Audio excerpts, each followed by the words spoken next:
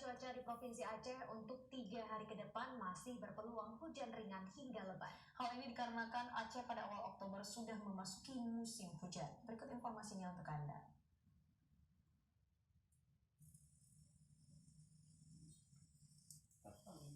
Prakirawan BMKG Belang Bintang Aceh Besar Zakaria mengatakan wilayah yang berpotensi hujan dengan intensitas tinggi antara lain Barat Selatan Aceh secara umum, Subulu Salam, Aceh Tenggara, Bener Meriah, dan Aceh Tengah. Selain itu wilayah Aceh Timur, Aceh Utara, Lok Semawe, Biren, Pidi Jaya, dan Aceh Besar yang berpotensi cuaca berawan dan hujan dengan intensitas ringan hingga sedang.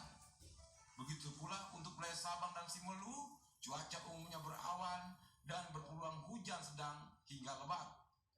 Zakaria juga menjelaskan situasi dan kondisi saat ini di Aceh memasuki musim penghujan sehingga mengakibatkan hujan lebat disertai angin kencang, petir, bahkan tidak menutup kemungkinan menimbulkan banjir di barat selatan Aceh seperti Simelu dan Aceh Selatan.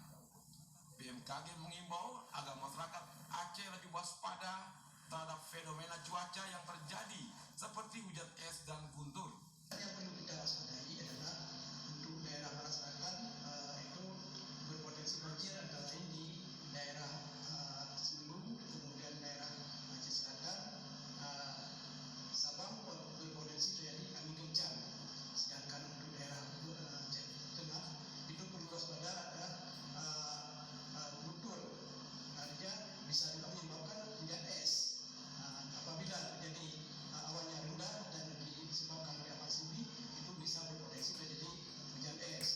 Begitu juga untuk Biren, itu kita perlu waspada petir, karena di situ memang kalau kita lihat kan lagi tumbuhnya awan konvektif, awan sidi, ya, sehingga terjadi petir.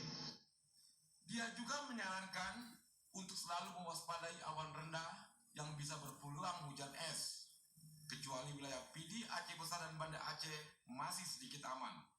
Tim Liputan TVRI melaporkan.